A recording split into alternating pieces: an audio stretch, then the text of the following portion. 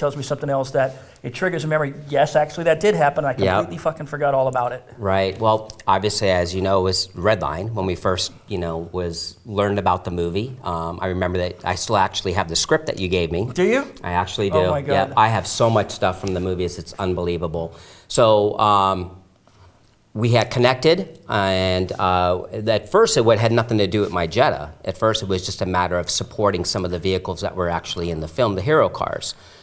Bill, the Integra, was one of them. And then we started, also giving product for the store. When you talk about the Integra, you're talking about Bill Cole's Integra? Bill Cole's Integra, Okay. the red and yellow Integra that had our body kit and wing on there. Right, so we needed to make another copy of that We car. needed several copies, I believe, of that car. And then also we outfitted a bunch of product for the store, for the shop. Racer's Edge. Racer's Edge. Everybody keeps asking, is that a real shop? Is that a real shop? Yeah, exactly. I get that question. Front bumpers everywhere, stickers everywhere, posters everywhere. Well, what you didn't know was going on behind the scenes is that I was upset that we weren't getting enough decal placement on the cars. And that was a very unique relationship for Universal. Usually you have to pay to play. Exactly. And I told them, with your shitty budget that you had, which was like $2 million for picture Right. cars, I said, you're not getting this picture made unless these people are donating product or giving to it cost. Right. So when we did Racer's Edge, they asked me, can you get parts? I said, we should use all the parts of the sponsors. It's going to be a big blowjob for the sponsors. Yep. And so I'm calling up everybody and anybody who gave us parts. Can you please loan us some more parts? Yep. Yeah. And we were happy to. It was actually a great thing to be a part of, to be honest with you. But then later on in the picture, and this is a good story about my car, that as the film was developing, I believe most of the cars were selected at the time, but they were looking for one more car, and they wanted the European car. Right. So then I get a call from Mr. Craig Lieberman asking that if my car was available, and you probably don't remember this story, but I remember it so well, and I tell it so much. I actually said no the first time.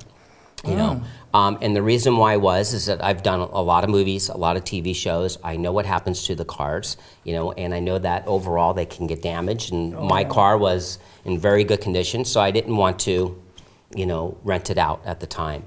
And then about 2 weeks later, I got another phone call from you asking me again about using my Jetta, which again I had said no. It was very partial. I vaguely remember this. Yep. Vaguely. But the best part is the third phone call that I got from you. It's like you said, you called me up and you said, listen, I know that you don't want your Jetta to be a part of it, but we're having a lunch at Universal Studios in the back area. All the actors and the director and Dave Marder was going to be there as well.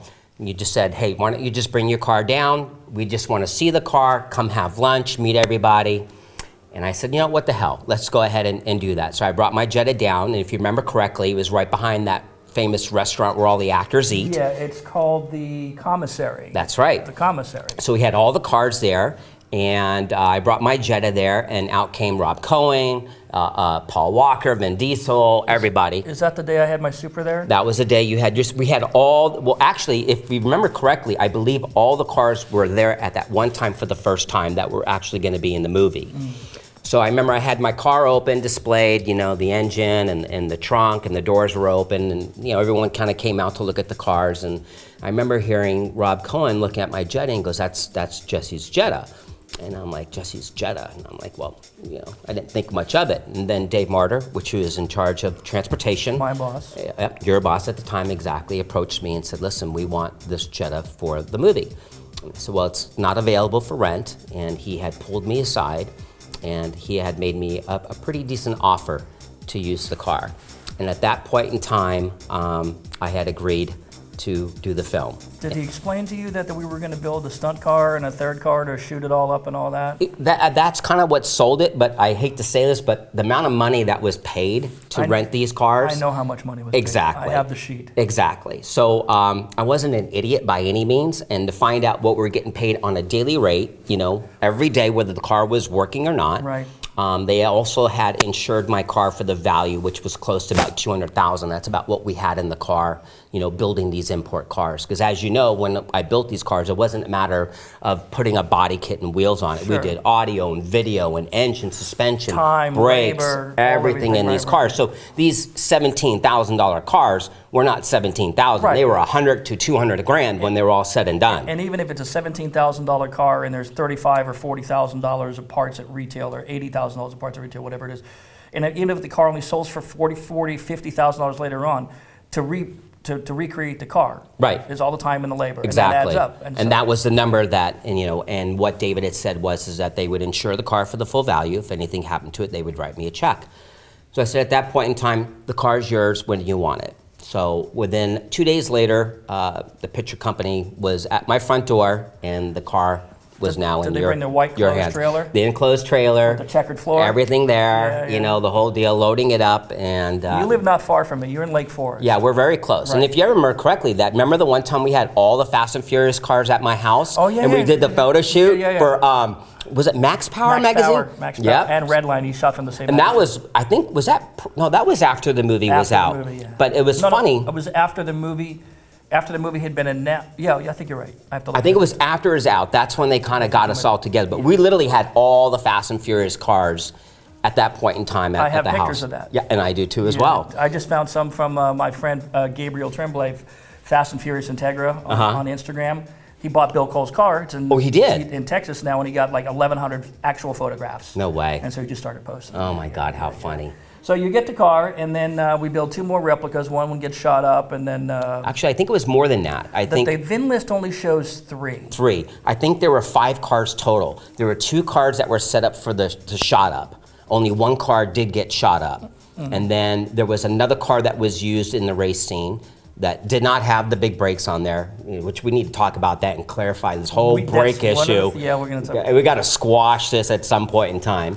But anyway, so yeah, we did several of those cars, and of course, Wings West, we helped participate in building the cars. The thing with the VIN list that I have is I know it's partially incomplete. So I have a Yep. VIN list from early on. Yep. I don't think I have one of the full list, but it shows 3 at the time. But what Yep. was interesting is it showed 8 Supras. Yeah, there were way more Supers. I think there were built more Supers than any car. I got to look, but according to that VIN list, yes. But the problem was that some of them never made it to the picture car warehouse because one was cut up for a Mick rig car. That's right. One was a buck car that only went Yep. to the studio Yep. and was stored separately. So there's another story, but let's get off tangent. So Yep. we have these Jettas, and then of course, if you've watched the movie, you probably know this already. When we're doing the interior shots, they're not. Yep. Of Jesse's face, it's not even a fucking Jetta. Right. It's a Honda Civic Mick rig shell. Yep. Right, and you could see the rear windows. It's not a Jetta, and they put these fake Sparco seat covers. On over it, the stock and then seat. even the steering wheel cover too as Right. well to make it look red. Stupid red. And it was hideous It was- because it had like the grips on it and Right, everything. right, It was pretty cheesy actually. Yeah, but a lot of people, if they go back and watch the film, they'll see that.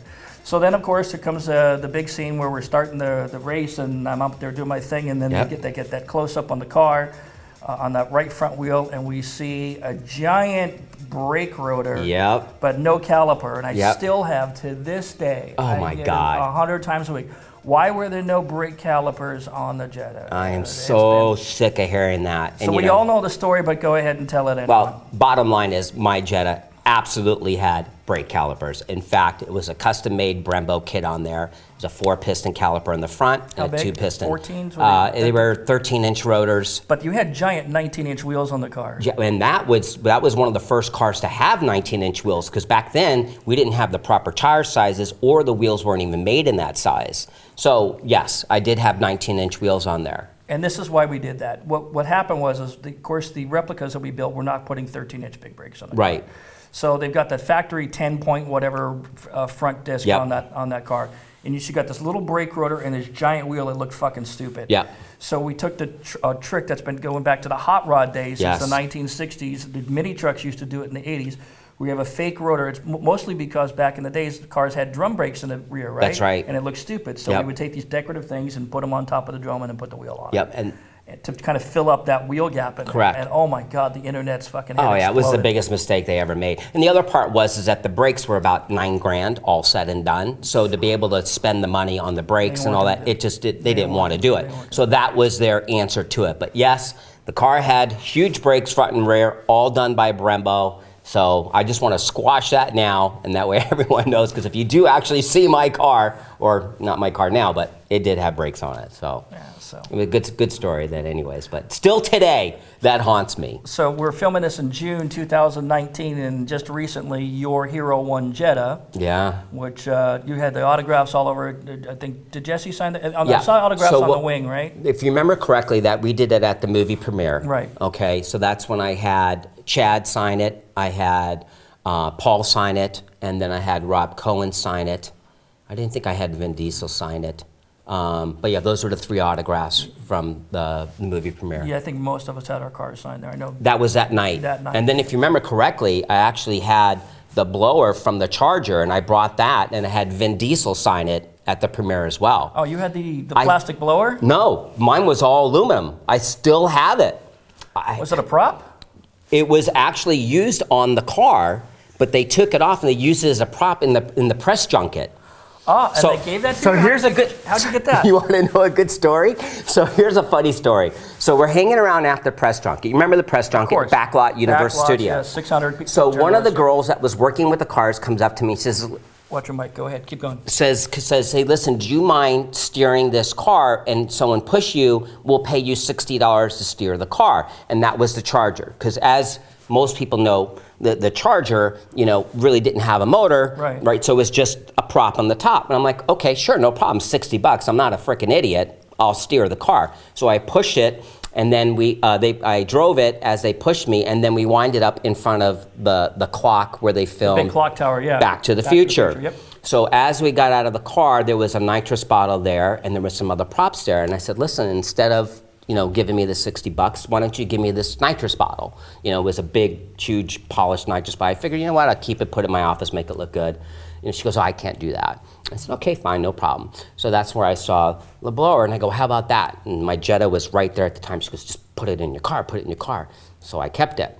But I remembered when we did the premiere, I took it to the premiere and had Vin Diesel sign it, and I still have it. Do you know what that would be worth today? I have no idea. 10 grand easy. Are you kidding me? No fucking joke. Oh, man. There's this guy in Indiana selling the disc. Remember the disc is stuck in the SUPRA specs? Oh, yeah. And the picture comes up, he's trying to get 4 grand for it. Are you kidding me? No, he's smoking crack. Oh, my God. He's going to hang on to that shit till he's died. Yeah. Till he dies. No, it's a big, huge part, heavy. It's all real, everything, and all autographed, and Vin Diesel. People would want that for authenticity because Yeah. the Hero 1 car is still running around. Yeah. The one that didn't have the motor in it. Because we rented the motor from Chuck Nelson Racing Engines. It was supposedly a 572 board and stroke Hemi motor with this big old BDS blower. That whatever car was blower insane. I always forget the specs because I don't work on the Yeah. car. But that car is still running around. And then, of course, they were using a variety of other motors. They were using 440s. Yep. We just basically put them in the car and drive them around like that. So, and yeah, anyway, when we get God, those are fun. But yeah, that prop, the actual one that Yep. was actually In the used movie. on the Hero 1 Yep. car, signed by Vin Diesel, Yep. easily 10 grand. Yeah. As a matter of fact, I wouldn't be surprised if you got more than that for the car. Yeah, it just sits in my garage. You put that up on eBay. Yeah, Go on it's very personal. I can't say, first of all, I have to say one thing. Thank you so much for getting me involved in the film. Although I did fight it at first, I'm very glad I was a part of it. Well, I'm going to tell you something I haven't told you directly, but I just did a video and released it last week. But when we were going through the list of cars, when I was sitting up in that room with Rob in a different meeting similar to the one that you had, where all the cars were there, I was up there with basically a grease board talking about what the cars in the hierarchy. I really wanted an E36 M3. I remember the BMW. Yeah, yes. we wanted an E36 M3. And I think an Audi A4 showed up at that time. I think it was a B5 A4 showed up at the time. Nice dark blue one. Wasn't very modified, wasn't very impressive, but nice car. But really wanted something like that. But they wanted to see the cars, just seeing pictures of cars. And remember, the internet sucked back in 2000. Well, it sucked. did we even have internet back then? Well, Jesus. really, I mean, you take a look at the pictures, they were all 64 Yeah. kilobytes, and they were just shitty pictures.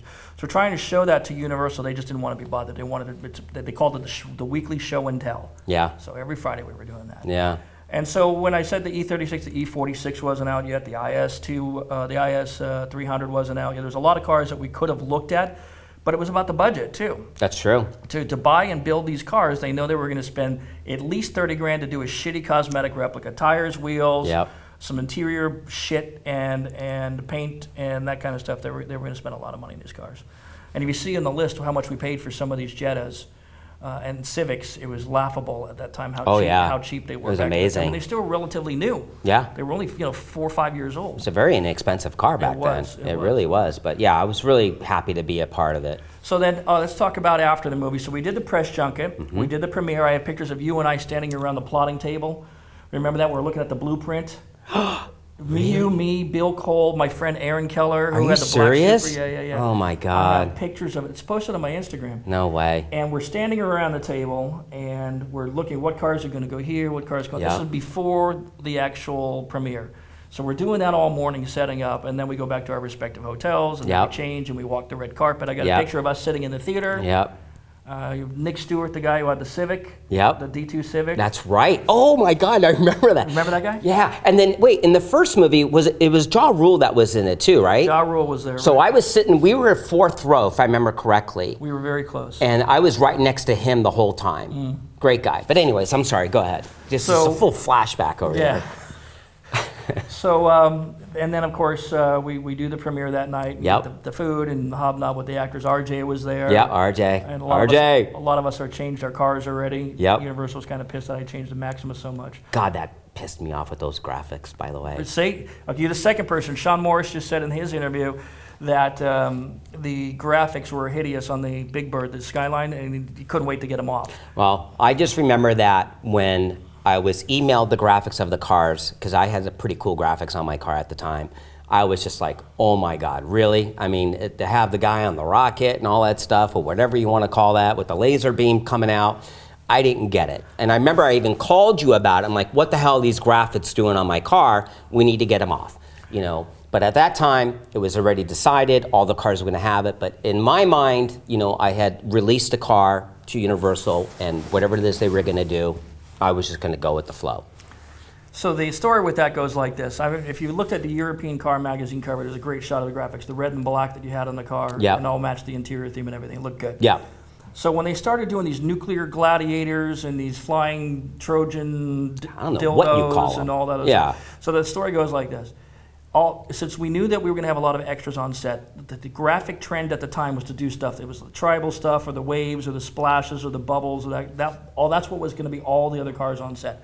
So Universal had to do a couple things. They had to come up with a whole new graphic scheme that served as a theme to be used for all of the cars that were in Dom's crew. Right. Then they also added racing numbers to all of the cars to designate that they were in Dom's crew. That's they true. forgot that my car was number 12, and so was Edwin's Integra was number 12. So there were 2 cars that were number 12. You know, I've never noticed that. Yeah. Interesting. It's something that you dig into once you really start getting into the question. Yeah. So those graphics were definitely different. And then the shit that people get, like me as an owner of the cars from the first movie, why would you sell the car? Yep. Why would you change the graphics on the car? It's classic. People don't understand what was going on in 2002, 2003 when the movie came out. The automotive forums, you know, Zilvia.net and Honda-Tech.com and all these other bathroom wall thing websites where basically people just write shit and then disappear, right? Everybody was just lambasting the cars. Yeah. It's like, this is ugliest, this is gayest. Well, it's true though, they were. Shit. It's terrible, it's awful. And then I used to say, you know, several years later, yeah, but you watched that movie. How many times? 10 times? 20 times? Come on, man. Exactly. So it is what it was, right? Yep. And so that's the reason I sold the car. I mean, I wanted to... Well, do you remember when we had them sold on eBay Motors? Yep. So another great story. I think your car was almost 200,000. Right. And my car was at, I think I was second, I don't know why, the Jetta of all the other cars, was about 140, 150. The red Integra was at 60, the Eclipse was at 100 grand, and it was all fraudulent bids. Remember that? Yeah. The kid that was bidding on all the cars? I had part of that. I found qualified bids at over 160 grand. Okay. So I found qualified bids, but yeah, we had a lot of that problem. We had a lot of that. I had to go through a lot of bids to find a legit bid. Yep. A lot. Yep. And then the cars didn't sell at that point in time. But after the movie, I was definitely ready to sell. You know, actually, I really did not want the car anymore. As you know, owning a famous movie car, it was quite difficult to own, drive around. Everyone wanted you to take it to shows and events and things like that. The biggest problem is that when you were driving it, I don't know how many people were trying to take pictures, and I almost got killed 3 times. Oh, yeah. You know, because back then we didn't have smartphones with big screens. You had flip phones with little things, and people were trying to take pictures, running me off the road and things like that. But it really became a hassle. For me, it was I pulled up into a gas station up in Ladera where I lived, and this kid sitting in the back of this Ford Expedition, a soccer mom thing, and had one of the TVs in the back, and the kid could have been 8, 10 years old. What's an old guy like you doing driving a copy of a movie car? Right. And I said, yeah. Well, yeah, exactly. It's not a copy, it's one of the cars. So I was ready to sell. Oh, sure. Yeah, I think I think we were all kind of ready to sell at that time. Obviously because of the values of the movie and things like that, but I think personally it was just time to release. I had owned the car for about 7 years, at that time, and I was ready to part with it. I had done a lot with the car, got the magazine covers and all that kind Yep. of stuff, and I had accomplished more than I set out to accomplish. Exactly. But the other thing is that nobody knew the franchise was going to go to a second movie, or Oh, third, my or God. fourth, or fifth. Nobody knew that Paul would die. No. Okay, so No. now everybody said, well, you know what that car would be worth today? Well, nobody knew Paul was going to die. Nobody knew. If Paul had not died, Yep. the cars would have gone up in value, and it's arguably what they would be worth, or maybe gone down in value. Again, it's Right. anybody's guess. Yeah. But the fact that Paul died brought the franchise back again to light, and there's a lot of people who were building a passion for the franchise over the years anyway, but Right. it really blew up when Paul passed. Yeah.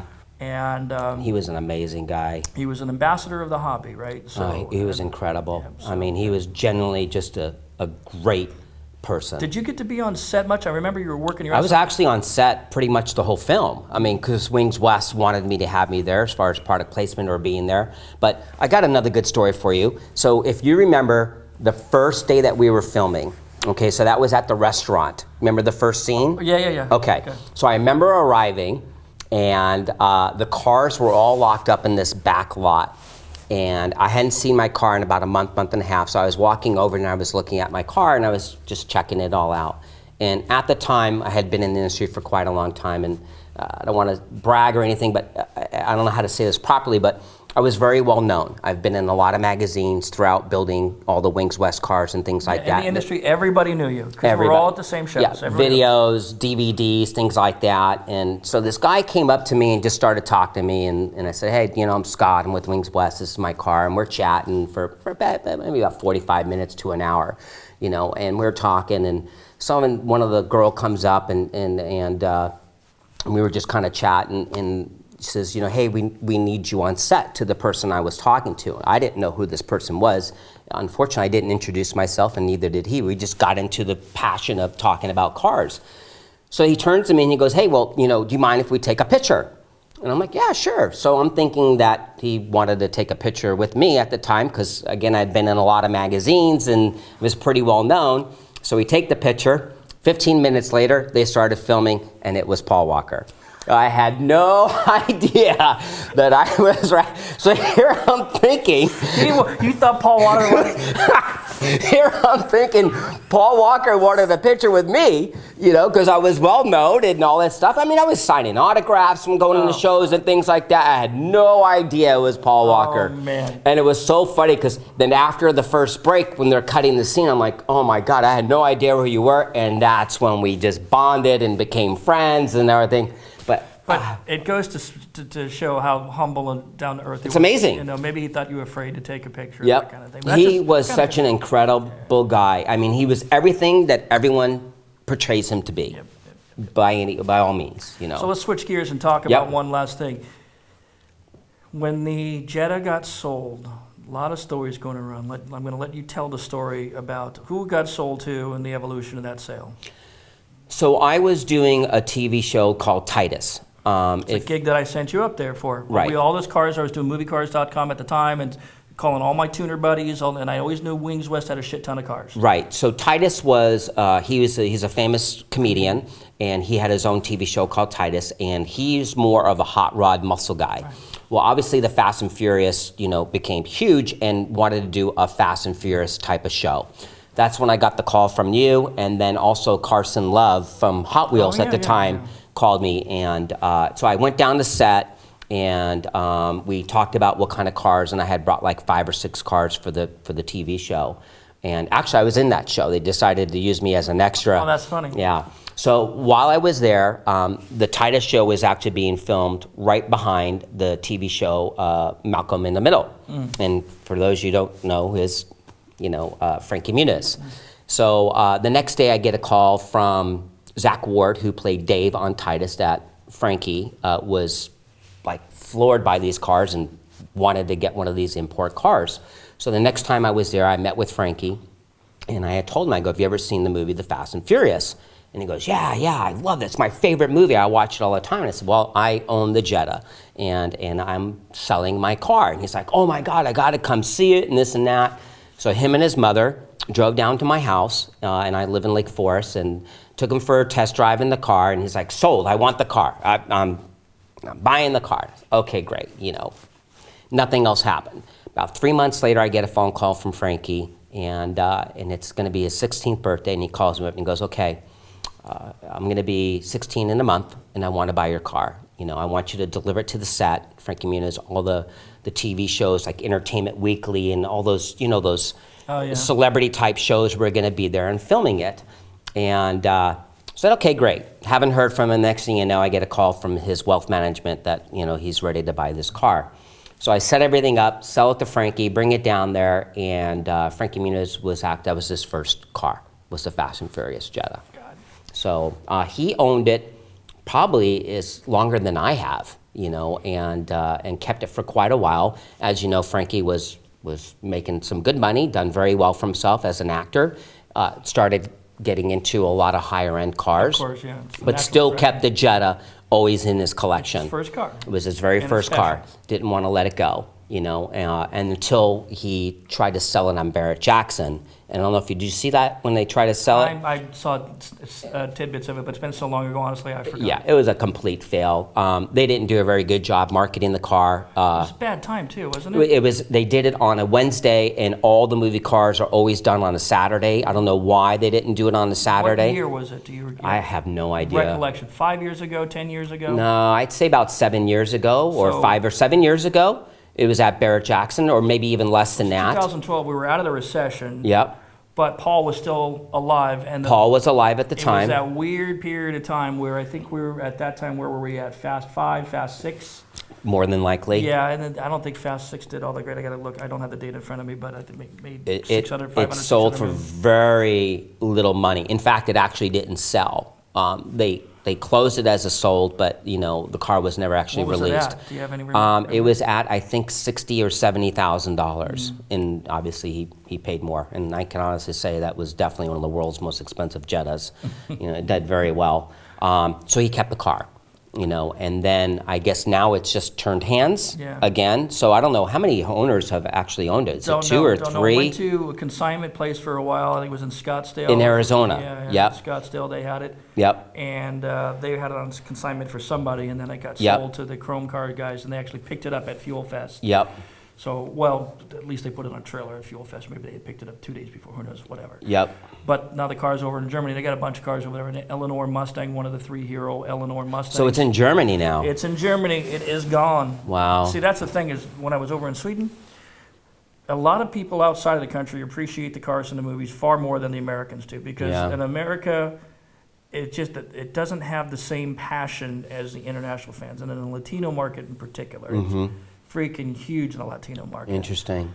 But the people who have the money are these industrialists over in Europe who are buying them, and they got tons of money. I know tons of money. My SUPRA's in the Netherlands. Yeah. Right? Unbelievable. And with the same guy, he's got a Charger, he's got an S2000, he's got the Hero 1 Eclipse, which after Barris fucked up that car, this guy bought it, and it's still fucked up from Barris. That's right. Barris had that car. Barris was running around with that car, and he put a bunch of wire loom on top of the dash, pasted a bunch of gauges on top of it. It was a shit show. That's right. So as if the cars weren't ricey enough in the movie, I mean, he just took it to the 10th level. Whole nother level. Like he was going down the fucking shopping aisle in Pep Boys. I'll take 2 of those, 4 of those, 3 of those, 3 of those, and put them in. Oh my God, Pep Boys. Those days. That's so funny. Remember when APC was big in the market back then? APC, all products are crap. All products crap. All Chinese stuff. Yeah. They jumped in with Too Fast, Too Furious. We'll talk about that here in a second. Yep. So.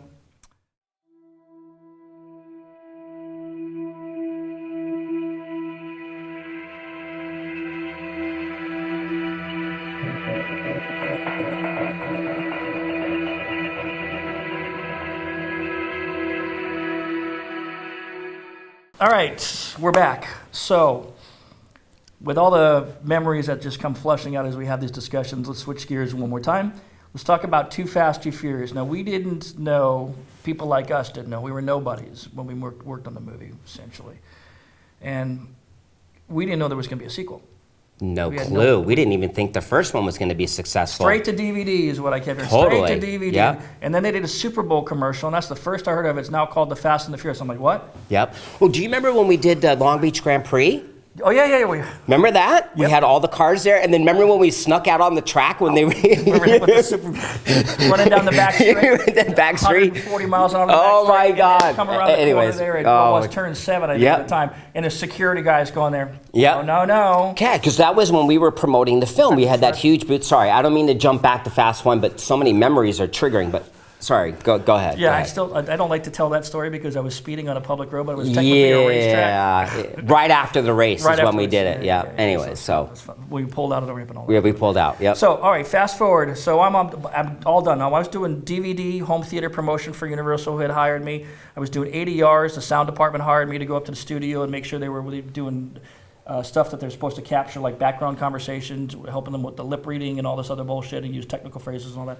Do the sound recordings of the cars up at Agua Dulce Airport. We took a bunch of the cars up there and recorded those. So this went on for a few months. International DVD marketing, home theater marketing, traveling with Paul to the shows with some of the cars, all that kind of stuff. So that went on for months and months and months and months. Right. And just when it was all said and done, it was all done. And then I did a tricked out feature, the DVD. Remember with the Playboy Playmate where we tricked out that Yeah. Yep. I'm all done. I said, okay, well, that was a nice gravy train, paid for my swimming pool, and all that kind of stuff. Right. Move It was on. fun. Let's move on. By that time, I already had the Skyline, the Blackbird, which I had purchased. God. And How many cars have you owned? Jeez. 43. I'm on 43. Yeah, okay. 43. My Lambo, the Lambo was my favorite, so by the way. The yellow Anyways, one or the blue one? The blue. Anyways. blue one, you like that car? I did. That thing was sick. I wish you still had it today. Piece of shit. Yeah, but still a Colossal badass piece car. of shit. Yeah. All right, so Anyway, so then I get a phone call from David Martyr. Hey, we're doing number 2. You ready? unbelievable. I said, you're fucking kidding. Yeah. He says, no, we're going to do it. Didn't think that was going to happen. So I go up to the studio, and I sit in a room with John Singleton, the director. He's sitting 2 seats down from me. David Martyr sitting here. Ted Mosier is sitting here. David Martyr, remember? Remember Ted David. Mosier was a picture car captain for 2. Yep. And then I don't remember, I was on Melissa Kroll. I'll get to her in a minute. But we're sitting around the room. Okay, so we're starting here. We're going to do Too Fast, Too Furious, and it's not going to have Vin Diesel, but we need to start to talk about things like the cars. So here's what we've lined up.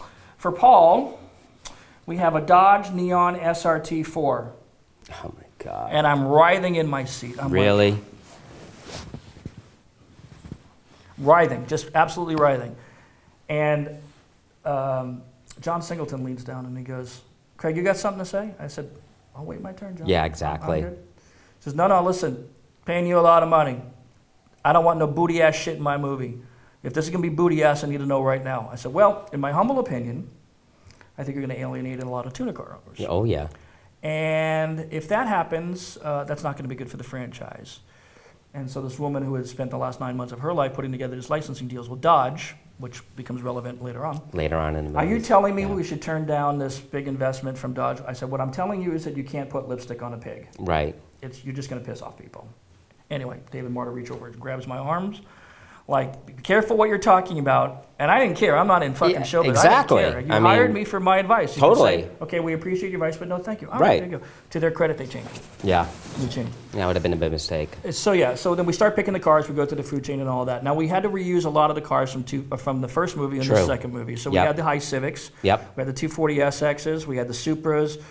We had S2000s. Mm-hmm. We had Integras. So we had a roster of cars. That were We had a lot of extra cars. We did. They were sitting up at an old warehouse up in Saugus, California, on San Fernando Road up there. Yep. And I remember going to inspecting them. They were literally like one of those barn finds. There was 2 inches of Unbelievable. they were brown. I couldn't even tell the colors of the cars. Imagine walking into there now. And they were just trash because the last time they get off the trailer, people think it's the last time they're ever going to be on a trailer. Right. And so they just fucking drop the cars. And it wasn't the case. That wasn't the case. Yep. So here we go. So we're going to reuse all these cars. I just found a reel of video about 4 hours long with me filming in the picture car warehouse of all the Too Fast, Too Furious cars as we're building them. Hours of footage. And so I just started to publish that. But what was interesting is as I looked at the footage, and I remember this, of course, because I have the specs, but I haven't done too much focus on Too Fast, Too Furious, I just started noting a lot of Wings West products. Yep. On the cars, So let's talk about some of those cars. So the Civics, you guys gave your kits for those. Yep. We actually got all 5 of the Civics as they were built. I think we built at least 5. Yeah, there were 7 total according to the VIN list. So but 5 would have been actual full cars. Right. So you shipped me all 5 cars to Wings West. Right. And we were told to, and I forget the body kit that was on the It was car kind from of the glue movie. on over fenders kind of thing. Well, No, from the first movie, I forget the kit that was on it. It was like the fake veil side kit. That's what it was. Yeah. And then we did our wide body kit on all 5 of them. So it was over with the flares, flares, you know, and then changed out the wings and redid all 5 cars. Right. So, Yep. And we painted them all different colors. Different colors. I didn't have any say in that, by the way. They painted one dog poop brown. So Yes. That was not me. Yep, one was brown. I was think gold. one was pink, one was Gold, one was orange. Yep, and I think there might have been a red one too, if I remember correctly. Maybe not. I don't know. God, you're going so far back. So we redid all 5 of those. And then the NSXs. The NSXs, yep. So there's nobody. So let's talk about the story about the Too Fast, Too Furious. So hold on real quick. So the first movie, if you remember correctly, they asked the industry for help, okay? Right. Guys like, you know, us at Wings West and things like that, which we all participated in. So after the movie became successful, which again, we didn't think it was going to be, then they were starting to work on 2. Then they had contacted us and asked us to pay to be in the movie. Do you remember this now? Yes, I do. No, I absolutely remember that. I don't talk about it much but I will talk about it here, but go on. So that's when we got how much do they want? $100,000 plus 15% royalties to be able to use the Fast and Furious on our body kits. And how do I say this properly? Fuck you. No, we don't need to sell Fast and Furious body kits. We don't need that. We were a pretty good sized company, Successful company. and didn't need Everybody that. knew you, right. I was quite hurt because, you know, we all helped participate to get the movie launched, and then they were asking for money, and then they're asking for royalties. So at that time, we bowed out, right?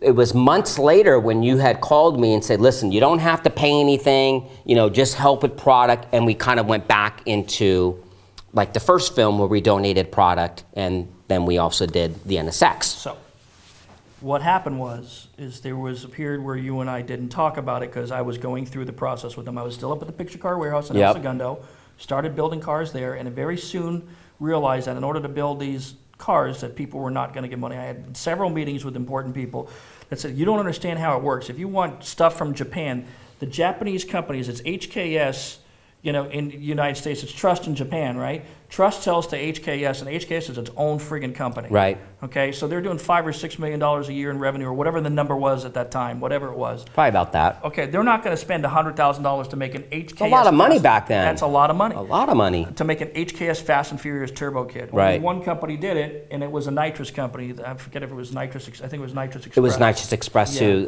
they're the ones who actually bought into it. Yeah, and I think that was a terrible mistake. Yeah, and I don't know if they actually recouped any of the money from it, too. I don't know if they did or not. I mean, but the good news is if they didn't recoup the money, they didn't pay out the 15%. Right. Anyway, be that as it may. So Modern Image comes out. Modern Image, we're friends with Robert. Rob. We've known Rob. He did all of our cars back in the day. All of our cars. Everybody in Southern California did Rob, was with Rob. So when we were doing the graphics in the cars, do you have a decal provider? Somebody you know, Craig? Yep, Rob at Modern Image. So he gets his guys out, Victor and, was it Victor? It was Vic. Vic, yeah. And one other fellow, I can't remember. I'm just bear with me, so bear with me. They came out and fucking lived in Florida. They were out there often in Florida doing decals on the cars in our giant warehouse. And standing by. Standing by. Standing by, Because you got to fix these cars. So I told him, I said, look, you are going to if you want the parts, you're going to have to give them something. It's just otherwise you can just buy the fucking parts. Right. And they didn't want to buy them. And they didn't want to buy them. So were you giving them parts, or were you charging them invoice? What were you charging? We actually comped the parts, just like we did in 1, because in exchange for exposure in the movie. Okay. So before they wanted the money, they wanted the royalties, and then they wanted us to provide parts, which we weren't going to do. You give them parts, and they give the decal. Exactly. That was a big part of my job, is walking the picture car warehouse every day. If the cars came in from the set from the night before, from second unit or from first unit, they're back, is looking to make sure all the decals on. So I still have the spreadsheets to this day of all the vendors for each car, and I'm going through and checking it off. Does it have it? Does it have it? Does it have it? Unbelievable. Yeah, that was like babysitting stuff, but it was important stuff. All right, so we get the parts for the car. So we got the NSX, we've got the Honda Civics. All the Civics. Let me think what else. You guys didn't do the kits. I think VIS was doing kits, or VIS or Versus was doing 240SX. Yep, they did all those kits. And then what else do we have? We got Integras left over from the first movie, from the Ja Rule car. And I think that was about it. Yeah, because then we had, of course, we had Suki Supra, which was a veil side kit. Don Key from Versus was making the replica kits. Let's see, what else do we have on that movie? Of course, the Supras were all Versus Yeah, pretty much the Civics and the NSX is what we did. But that was other cars that were provided. There was a red, white. There was a silver Focus that had all Wings West stuff. That was an APC car, Brian's car. Yep. Remember that silver with the stars and stripes all over it? I do remember that. That was Wings West stuff. That's correct. So back in the day, you know, as far as what we did as marketing, we always worked with our partners. You know, we would comp body kits and things like that, and that's what really made Wings West such a huge success, was being a part of so many project vehicles throughout the industry. So whenever we had an opportunity to collaborate with our partners, we did. We took advantage of that. And then it was always about the SEMA car count. How many cars can we get in SEMA? Oh my God, SEMA. We had 25 this year. We want 35 next year. We want 45 the next year. 1 year, 64 cars I had to do for SEMA. And that was the year we actually got in trouble because we didn't actually have a booth at SEMA. And so instead of buying a booth, we would comp product to all the cars that were displayed in booths, and they saw Wings West everywhere and basically said that if you don't get a booth, we're not going to allow any Wings West cars in SEMA. Kind of mafia. Yeah, I think politically I'm going to keep my mouth shut, you know, but not very well handled. But next year we got a booth. Let's just put it that way, you know. Yeah, well, those of us in the industry know a lot about SEMA, so. Yes. Yeah. Anyway, you know, we'll shelve that conversation. It's not relevant. Exactly. But then after that, all those cars, all these Civics and everything, the Civics, people started buying these cars in the open market. Right. They just disappeared. Yeah, I don't know what happened with all the Civics. So some of them went back to Universal for a while, and then the cars would be used as, you know, when Dennis McCarthy took over for Tokyo Drift, some of those cars got reused in different roles, like the parking lot scene that we'd filmed at Hawthorne Mall, supposed to be in Tokyo. Yep. And then they just disappeared. So I don't know if Dennis sold them at auction or what, but there was a period there around 2006 where these cars started getting sold off for pennies on the dollar. Like the SKYLINE jump car, somebody had it and they couldn't get $24,000 for it. Unbelievable. It was crazy. Unbelievable. It wasn't a Motor X car, but Yep. that was fucking R34 GT. And there were also some cars that were actually on display at Universal Studios. Still are. Yeah. Still are. I know they've... Oh, didn't you do the RX-7 body kits, or was that Versus? No, that wasn't our kit. Okay. I know my car was actually on display over there. One of the stunt cars was on display. But then, of course, there's so many Fast and Furiouses now. They've been changed out so many times. You know, but the early movies seem to have the big impact, because first off there were fewer cars that they focused on. All the other cars in the other movies are transient. They're in and out in one scene. Yep. It's one sequence, and the cars are in and they're out, and that's it. Yep. You know? And then the Dodge Chargers, I mean, they're basically getting all the Dodge products they're getting handed from Dodge. And there's nothing being done to it. It's not like they're aftermarket supercharged or turbocharged or nitro systems. Everything else is bullshit. Right. Maybe an exhaust or some fake sound recordings, but there's nothing special about those cars. Nothing special. Nothing special. So my God, it was a different thing. So yeah, it was some good old days, man. I'll tell you. But I mean, who would have thought that here we were going on? What are they filming? 8, 9? We're on 9 right now. 9. They're set to go to 10. And never would have thought they even would have done 2. You know, but nevertheless, 10. I didn't think they would get to 3, because after Too Fast and Furious, if you think that the first movie was cheesy, the second one. I think the first movie was still the best. I think they're getting more and more away from street racing. It really is. Yep. It's become so Hollywood now that it's not even the explosions, and they're flying out of buildings in cars, and they're bringing in these super, I don't even know what to, it's gone so Hollywood. It's really lost what it's about. But, you know, the Fast and Furious really had a big impact on the import market. As far as being an industry concerned, if you remember correctly, when that movie came out, the import industry kind of took a little bit of a hit. And the reason why is that it really brought awareness to street racing and then also to modifications of the cars. People were getting pulled over, cars were getting impounded and things like that. They were getting in tickets and stuff. So our market kind of dropped a little bit, you know, from that movie. As popular as it was, it did affect a little bit of sales.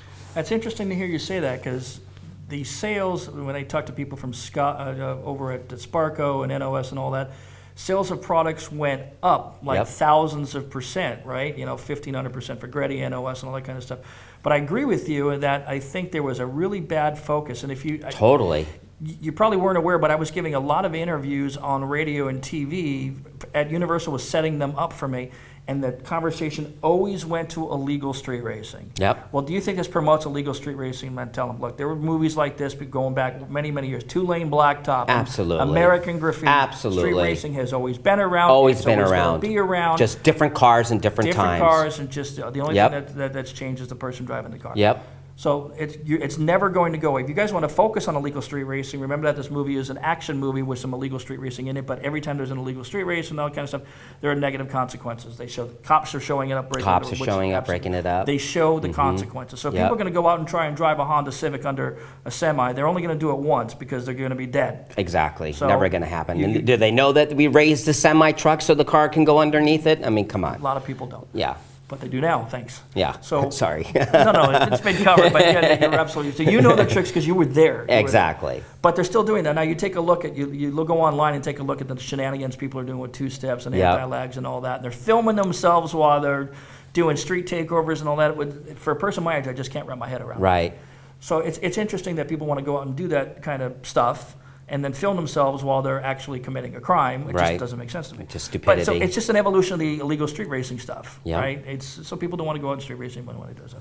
It's never going to go away. Never going to go away. Never gonna No, I go mean, I away. think street racing is always going to be a part of our culture and everyone else's culture. I mean, as long as cars are, you know, as we know now, cars have changed a lot since then. Sure. You know, the We're doing technology is electric amazing. cars in 20 years, maybe, who knows? Exactly. But the tuner market back then was unique. It was the same thing every week. We go to hot import nights. It was the same group of people. Oh my Modern God. NGU. Yep. Toyo Tires. Toyo Tires. iBox Springs. iBox. All All names the back in the players. day. Yep. Who else was big? TSW Wheels. TSW. Remember TSW Oh, yeah. Wheels?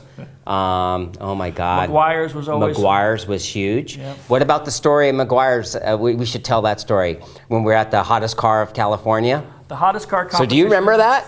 I remember being there at the old McGuire's building over here in Irvine. Right. And I remember having my yellow Supra. That's right. And I think This is before Fast and Furious. Before Fast and Furious. I had only had that car like 6 months. But what cars won? Do you remember what cars won? There were two awards. There was the individual award and then there was the corporate award. Okay, so I'm going to guess that you won the corporate award. I won corporate. Okay. And you won individual.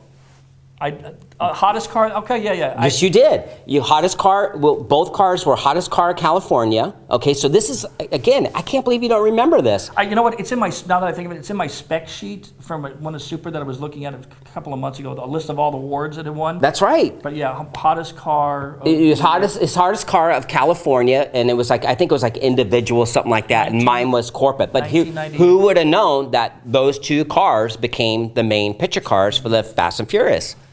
Yeah. We both won that day. That's right. We both won that day. I forgot about that. Mm-hmm. There's so many memories. We could probably be on film here for hours upon hours of all the. But the point I was trying to get to was that the tuner market is different now. Totally different. Hot import nights, the lights are on. Yep. And you travel the country. There's still some pretty good JDM cars. I was just at one in where was it? Anaheim a year and a half ago. Wow. And the hardcore JDM guys are there. Team Hybrid is still running around. Unbelievable. Team Hybrid. Unbelievable. And they still have some fucking amazing cars. And some of the cars are pretty damn good. I didn't see too much Rice there, which was a change from the old days, the Lamborghini doors and stuff. Oh my God, so the that stuff's Lamborghini doors. Oh God, I hated that shit.